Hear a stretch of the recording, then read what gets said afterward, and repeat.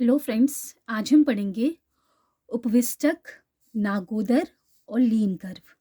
ये तीन गर्भ व्यापक कहाँ वर्णित है? ये शारीर स्थान के चरक संहिता के अध्याय नंबर 1, जिसका नाम है जाति सूत्रीय शारीर अध्याय, उसके श्लोक नंबर 26, 27 एंड 28 में वर्णित है। तो सबसे पहले देखते हैं उपविष्टक, फिर हम एंड में उपविष्टक, नागोदर और लीन गर्भ का तीनों का कंपैरिजन करेंगे कि क्या डिफरेंसेस हैं, क्या सिमिलैरिटी हैं। ओके फ्रेंड्स, तो अब हम आते हैं उपविष्टक पर। इसका श्लोक देखते हैं। पुनर् उष्ण तीक्ष्ण उपयोगात गर्भिण्या महति संजात सारे गर्भे पुष्प दर्शनम स्यादन्यो वा योनि श्रावस्तस्या। अब इसका मीनिंग देखते हैं। जिस समय गर्भिणी स्त्री का गर्भ बड़ा और सार युक्त होता है, तो जिस समय जो प्रेग्नेंट लेडी होती है उसका जो फीटस होता है, जो गर्भ होता है, वो महती महती यानी कि बड़ा और संजात सारे सार युक्त होता है, तो उस समय जब उष्ण उष्ण तीक्ष्ण उपयोगात, अगर उष्ण और तीक्ष्ण द्रव्यों के अधिक प्रयोग से या अन्य आघात आदि से किसी भी कारणवश रजस्राव होने लगे या किसी प्रकार का योनि श्राव होने लगे, सार घर पे पुष्प दर्शन मतलब रजस्राव होने लगे या फिर योनि श्राव होने लगे, तब क्या होता है आगे देखते हैं। गर्भ वृद्धि न प्राप्नोति निषत्वात्, गर्भ पोषक वस्तु के निकल जाने से गर्भ बढ़ता नहीं है, प्रत्युत सूख जाता है।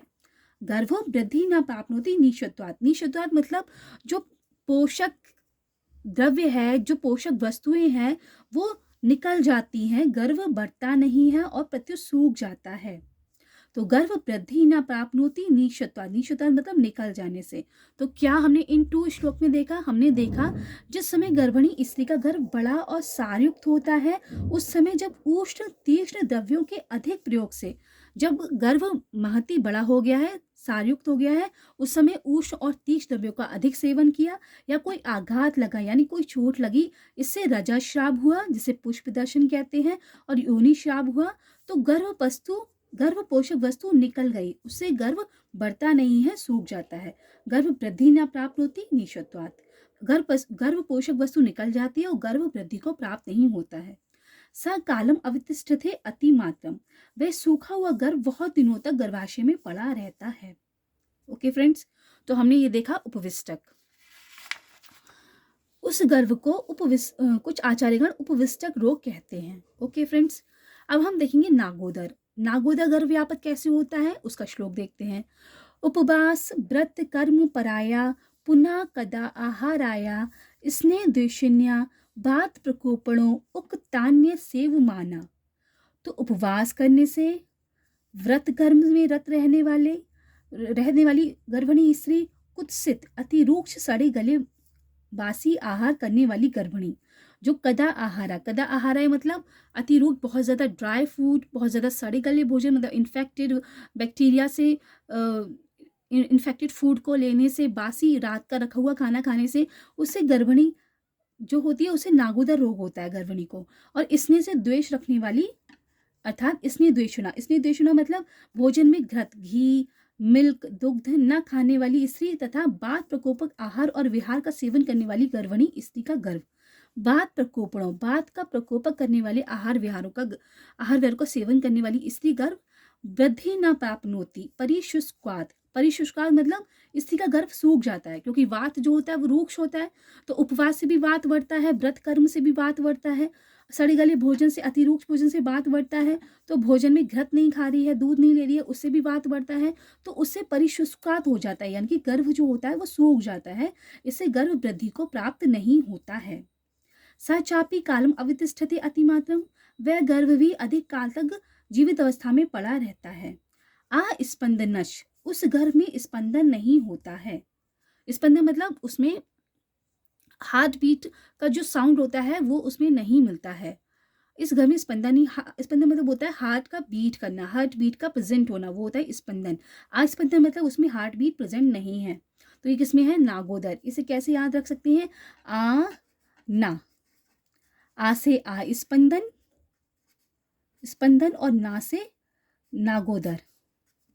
तो आना से याद रख सकते हैं आ स्पंदन होता है ना में यानी कि नागोदर में, आना। तो ये था नागोदर का। अब हम देखेंगे लीन गर्भ। लीन गर्भ में क्या होता है, यस्या पुनर्गर्भा प्रसुप्तो न स्पंदते ता। प्रसुप्त मतलब गर्भ जो होता है वो सुप्त पड़ा रहता है। सुप्त मतलब बहुत आसी की तरह, मतलब सुप्त मतलब कहते हैं कि बिना किसी मूवमेंट के अपनी अवस्था में एक जगह पड़ा रहता है और स्पंदन नहीं करता है। ना स्पंदते, ना स्पंदते मतलब स्पंदन नहीं करता है। तो लीन से, लीन के लास्ट में क्या आ रहा है, ना, ना से ना स्पंदते। तो इसमें क्या है, लीन गर्भ में गर्भ सुप्त अवस्था में पड़ा रहता है और स्पंदन नहीं करता है। तो इसका ट्रीटमेंट क्या होगा, शेन मत्स्य गव्य शिखी ताम्रचूर्ण तित्तिर सर्पिशमता रसेन माशयूषेण व प्रभूत सर्पिसा मूलक यूषेण रक्तशाली नाम मधु मृदु मधुर शीतल भोजन। तो उस गर्भणी को बाज, शेन मतलब बाज का, मछली का, गव्य नीलगाय का, तीतर का, मुर्गा का और मोर का, इनमें किसी एक का मांसरस घृत के साथ घी मिलाकर, अधिक घृत के साथ या बहुत ज़्यादा घी मिलाकर या अधिक घृत मिली हुई उड़द की दाल जो इसमें दी हुई है, मांस यूसेन उड़द की दाल का यूज, मूली के यूज मूलक यूशेन मूली का यूज और घृत के साथ मृदु मधुर और शीतल लाल चावल का भात खाने को दें। तो इससे जो होता है लीन गर्भ ठीक हो जाता है। और क्या कर सकते हैं इसमें, तैल अभ्यंगीन चास्य अभीक्षणम उदर वस्ति वंक्षण कटी पाश पृष्ठ परेशान्य उष्णोन उपचारित। तो कुछ गर्म किए हुए तिल के तेल या बला तेल से बार बार उदर बक्षण उरु कटी पार्श्व और पृष्ठ पर मदन कराने का प्रबंध करें। उदर पर, वस्ती पर, वंक्षण पर, कटी पर, पार्श्व पृष्ठ पर तैल अभ्यंग करना है। किसके साथ, तिल के तेल से या फिर बला के तेल से। ओके फ्रेंड्स, तो अब हम तीनों का कंपैरिजन देखते हैं। तो सबसे पहले था उपविष्टक। उपविष्टक में था कि उष्ण और तीक्ष्ण आहार किया और आघात हुआ, उससे जो हुआ श्राव हुआ, मतलब गर्भ पोषक वस्तु निकल गई, उससे शुष्क होता है। ठीक है।